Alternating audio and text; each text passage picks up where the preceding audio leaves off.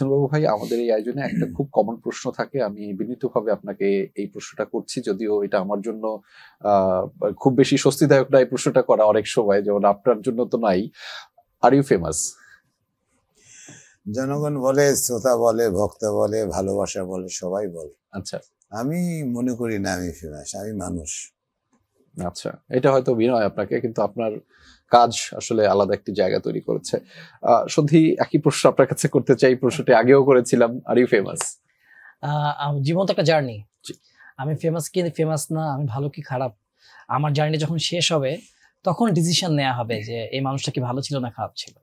তো আমার এখন আমি ভালো, এখন আমি অনেক ভালো কিছু করছি, বা একটা সমাজে খারাপ হয়ে গেলাম, তাহলে তো আসলে সেটা আমার এই ভালোর কোনো মূল্য থাকবে না। তো আমি শেষ পর্যন্ত ভালো থাকি নাকি সেটার উপর ডিপেন্ড করছে তখন আমি ফেমাস নাকি। শেষ পর্যন্ত ভালো থাকাটা খুব গুরুত্বপূর্ণ। সেই শেষ পর্যন্ত ভালো থাকার গল্পগুলো আমি আসলে একটু জানতে চাই। এখানে একটু আমার একটা কথা আছে। জি। প্রশ্ন করো মনের কাছে, মনের ভিতর বিবেক আছে, তারপর বলে দাগ লেগেছে, ওরে দাগ লেগেছে, দাগ লেগেছে হাই, বলে দাগ লেগেছে, ওরে দাগ লেগেছে, দাগ লেগেছে হাই, বলে তোমার দেখা নাই, বেলায় আমার যাই, চলে যাই। তো বিষয়টা হইতেছে যে আমি কেমন আমার চেয়ে ভালো কেউ জানবে না। ওকে একটু কথা বললাম, একটু শুনবি তো, ভালো গান গাইতো, চমৎকার। তো আমি যদি আমাকেই না বুঝতে পারি তাহলে আমাকে অন্য কেউ বুঝতে পারবে না।